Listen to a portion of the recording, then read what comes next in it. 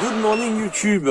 Alors aujourd'hui on va parler de quelque chose de très intéressant, à savoir, tu as dû t'en apercevoir, on parle beaucoup de la nouvelle station d'énergie EcoFlow, la Delta Pro.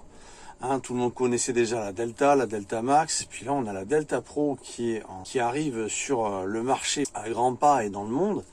Alors la Delta Pro, c'est une station d'énergie qui a une batterie de 3600 Wh et qui a un poids qui est pas tout à fait exact, apparemment délivré par le constructeur EcoFlow, et qui serait en fait, on parle en livres, donc qui serait dans les 60 livres, et qui en fait serait plutôt dans les 88 livres une fois pesé, ce qui représente dans les 40 kilos. Bon, alors, encore une fois, c'est un appareil qui est fantastique, qui a la capacité de délivrer énormément d'énergie, d'alimenter une voiture comme une Tesla, d'alimenter une maison. Bon voilà, le truc c'est que on a une batterie, c'est une batterie de 48 volts à l'intérieur, et on est en 3600 Wh, donc on a quand même une puissance limitée. Donc encore une fois, c'est quand même super génial dans le sens où c'est adapté à ce que on va pouvoir avoir 2, 3 et même jusqu'à 25 kW de possibilités, car les Delta Pro peuvent se mettre ensemble en plug and play de façon très simple. On va pouvoir cumuler les batteries de celles-ci et elles sont faites justement pour être ensemble et délivrer énormément d'énergie. Donc ça commence après à être pas mal.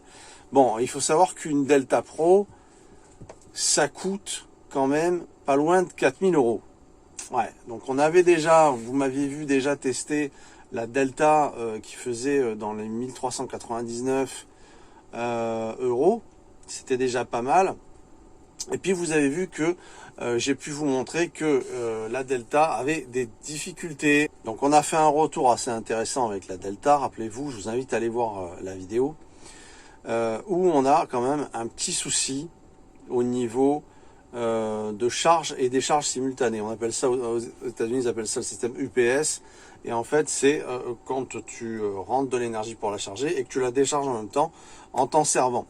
Et finalement, on a un souci de sécurité. C'est-à-dire que on va se mettre en sécurité assez facilement, chez du moins la Delta 1800 watts, se mettait assez régulièrement en sécurité parce qu'elle avait un système, et elle a toujours un système de batterie lithium-ion. Donc c'est pas du LiFePO4. Et donc on a mis un certain nombre de sécurités. Dès qu'il y a une chauffe interne, on se met en sécurité pour éviter que les lithium-ion, les cellules puissent gonfler, s'enflammer ou quoi que ce soit. Parce que ça reste quand même le lithium-ion quelque chose qui est potentiellement dangereux. On a pu le voir. Voilà, il y a eu déjà des problèmes. Bon, là on est avec une Delta Pro qui est en LFP, donc c'est le système un peu comme Tesla si tu veux. C'est un autre système qui va très bien. Donc sur ça, on s'est amélioré effectivement pour la chimie en batterie. Donc ça c'est très bien.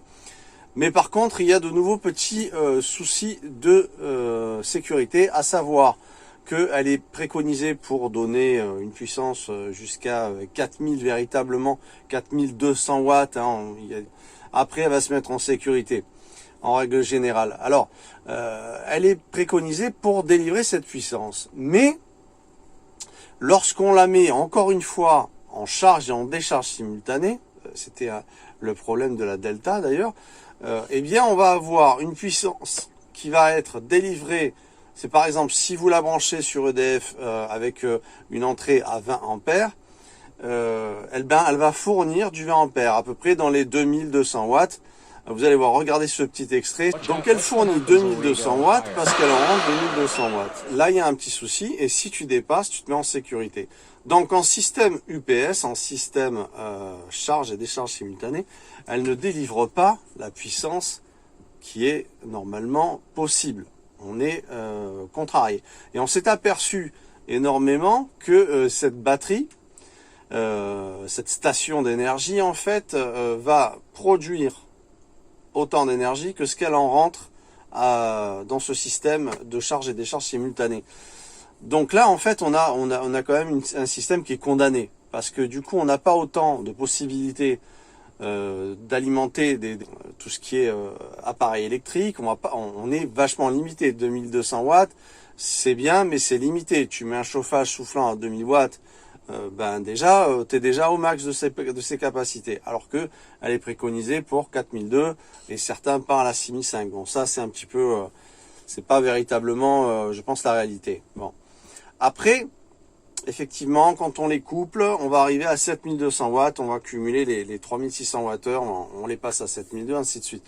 Bon, mais il y a ce problème de charge et de décharge simultanée, encore une fois, vous avez vu la vidéo qui est présent. Alors moi, là où je veux en venir, est-ce que vraiment c'est intéressant de mettre 4000 € dans un appareil qui est certes silencieux? Moi je trouve que c'est l'avantage fantastique des stations d'énergie, ça va être que c'est silencieux, c'est vrai, mais c'est 4000 € et ça pèse aussi lourd qu'un groupe électrogène que vous avez pu voir dans mes vidéos précédentes, qui fait le même poids, peut-être même un peu plus léger, qui est également sur roulette comme la Delta Pro. Voilà, bon, il n'y a pas besoin de mettre d'essence dedans, mais on est quand même tributaire ou du solaire, ou d'une alimentation EDF électrique pour la recharger. Et en rechargement, il lui faut quand même 1500 watts pour y arriver. Donc il faut quand même, si tu as des panneaux solaires, il va falloir que tu puisses suivre derrière. Alors, ce qu'ils ont fait de bien par contre, c'est que dans l'application, tu peux choisir en charge de quoi baisser la puissance de manière à ce que tu puisses y arriver. Parce que moi, par exemple, la Delta, tu peux pas moduler cette fonction, la 1800 watts que je vous ai montré. Et bien du coup tu es condamné, parce que quand en hiver tu n'arrives pas à produire cette puissance avec le solaire, même en étant bien équipé, elle ne se recharge pas.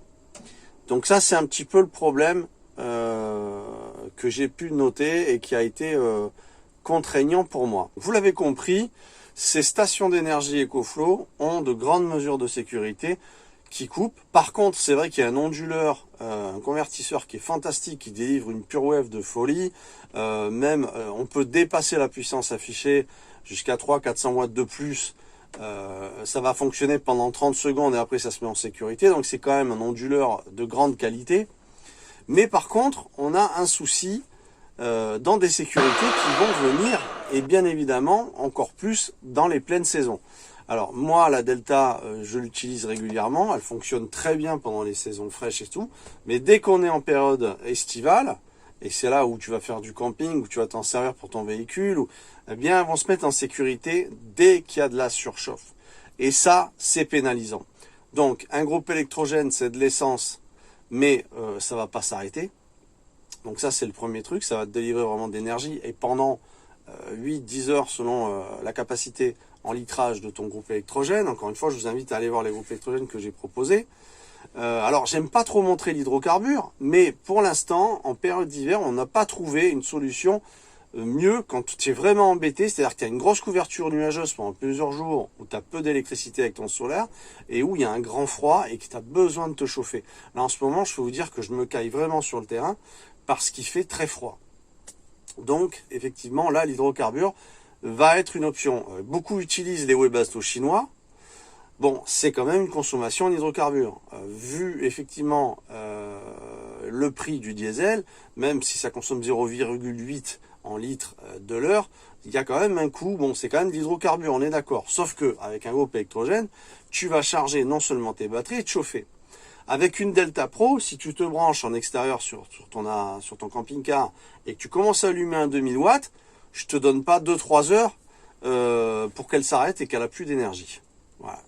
C'est clair, ça sera pas plus. Donc dire que c'est formidable en option selon tes demandes, mais voilà, encore une fois, ça va délivrer de l'énergie quand un groupe électrogène va en produire. C'est la différence. La Delta Pro aussi peut en produire via des panneaux solaires, mais encore une fois, il faut qu'il y ait le solaire qui suit.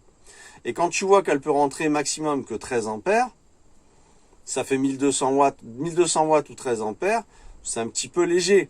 C'est un petit peu léger quant à ses capacités. C'est pas mal, mais tu es réduit. Voilà. Après, elle est fantastique, elle délivre une prise de 30 ampères pour se brancher. Pour un véhicule, comme je te disais, pour une Tesla ou un truc, elle est capable de tout ça, mais elle est capable de faire ça pendant une courte durée, on est d'accord. pour recharger une bagnole, tu comprends bien que, à mon avis, tu vas la brancher une fois ta Delta Pro.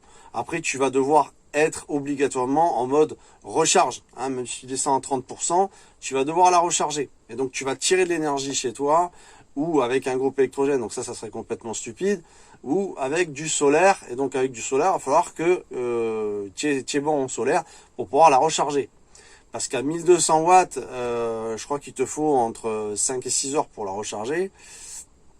Il te faut 1h30, je crois, pour la recharger quand tu es en EDF, mais pas quand tu es en solaire. Attention, ne vous méprenez pas, c'est pas pareil.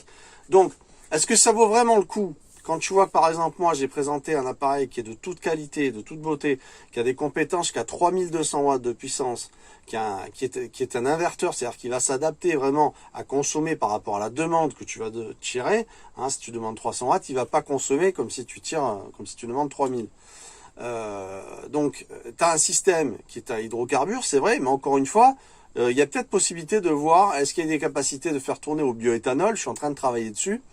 Et donc, d'arriver à une possibilité qui est certes encore d'hydrocarbures, mais qui va, encore une fois, te chauffer et te charger. Hein, je rappelle que quand tu utilises un Webasto, c'est formidable, parce que c'est très économique, c'est pratique et tout, mais ça va pas te charger tes batteries, un Webasto. Alors qu'un groupe électrogène, oui.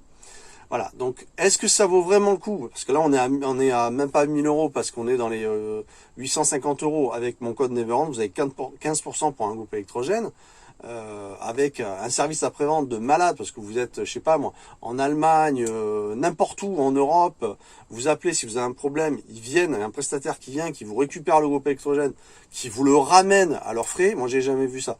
Donc c'est vrai que avec ITC Power, je me suis vachement entendu, parce que je trouvais que c'était l'idéal pour les gens qui étaient en camping-car, qui avaient besoin d'énergie, et que s'ils avaient un pépin, ils étaient totalement pris en main. Donc je connais pas un service après-vente et une équipe qui est chapeau comme ITC Power. Donc, encore une fois, merci à eux et je suis fier d'en parler. Donc, est-ce que ça vaut le coup de mettre 4000 euros véritablement dans une centrale d'énergie qui a certes 6500 cycles, donc elle va te durer au moins 10 ans, hein, peut-être même plus, selon comment tu vas l'utiliser, mais qui a automatiquement son système qui est réduit quand il est en charge et en décharge simultanée. Quand il faut également la recharger, parce que bon, sa batterie 3600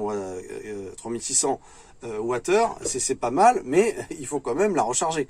À un moment donné, elle se vide.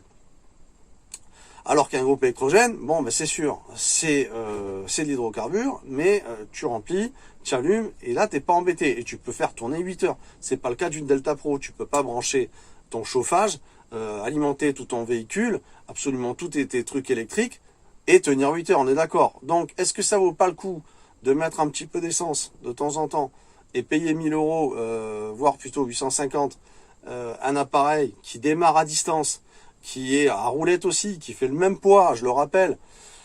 Tout est relatif. C'est sûr que si on a des moyens à payer 4000 balles et puis on s'en fout, c'est pas mal. Mais encore une fois, on va pas tenir 8 heures comme la capacité, par exemple, de ce groupe électrogène que je vous ai présenté. Donc tout est relatif. Autre chose aussi, s'il y a un problème en service après-vente sur une Delta, alors où tu la renvoies, t'as plus de station solaire si tu avais compté sur ça parce que tu voulais pas te faire chier à faire une installation solaire dans un véhicule ou dans ton camping-car pour pas percer le toit. Bref, tu te retrouves condamné complètement puisque pour changer une pièce, c'est où tu le renvoies, où ils expliquent que tu peux changer facilement en démontant, changer la carte mère qui t'enverrait ou ce genre de choses. Mais en attendant, tu es complètement condamné si tu veux, dans le sens où si tu ne sais pas bidouiller un petit peu, ne serait-ce que débrancher des prises électriques, c'est pas tu sais, démonter une Delta Pro, ça fait un peu peur quand même, tu vois. Pour le mec qui sait pas se démerder, ça peut le faire flipper. Donc il faut penser à ça. Alors que, par exemple, encore une fois, un groupe électrogène, tu as des pièces qui va être un carbu, qui vont être un truc, qui va être facilement changeable. Alors que dans une Delta Pro, c'est un bloc tout fermé. Hein. Voilà. Donc faut penser un petit peu à tout ça. Et surtout, au rapport financier. On est à presque 4000 euros quand même. Donc voilà, est-ce que ça vaut vraiment le coup? Voilà, sachant que les groupes électrogènes de maintenant sont à 50 décibels, quand avant ils étaient à 94, tu vois, ils sont vachement insonorisés. Bon voilà, alors je peux comprendre qu'on ne peut pas le mettre partout, puisque si tu es en spot avec des gens autour, tu mets ton groupe électrogène, ça va gonfler les gens. Par contre, si tu fais du sauvage, ça va être idéal.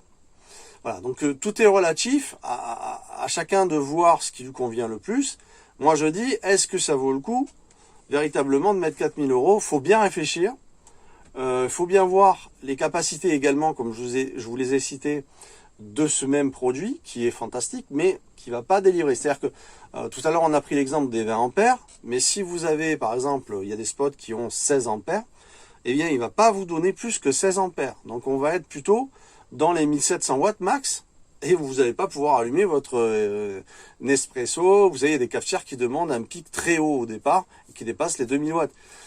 Donc, tu te retrouves avec un appareil comme ça, et en fait, il fonctionne vraiment bien quand il est débranché en secteur, qu'il est pas en mode recharge. Il faut que tu le débranches pour faire marcher vraiment toute la puissance, et qu'après que tu le rebranches pour qu'il se recharge. Quand il est en mode charge, tu es un peu embêté. Voilà. Donc, voilà. Faut voir. Moi, je me pose un peu la question, et je me dis, est-ce que ça vaut vraiment la peine de balancer 4000 balles? Voilà. Donc, c'est la vidéo un petit peu du jour, qui n'est pas du tout pour descendre EcoFlow, parce que moi je trouve que c'est fantastique. Aller dans le sens du solaire, c'est bien, mais aller dans le sens du solaire pour dépenser 4000 € et derrière pas avoir toute la puissance qui est proposée.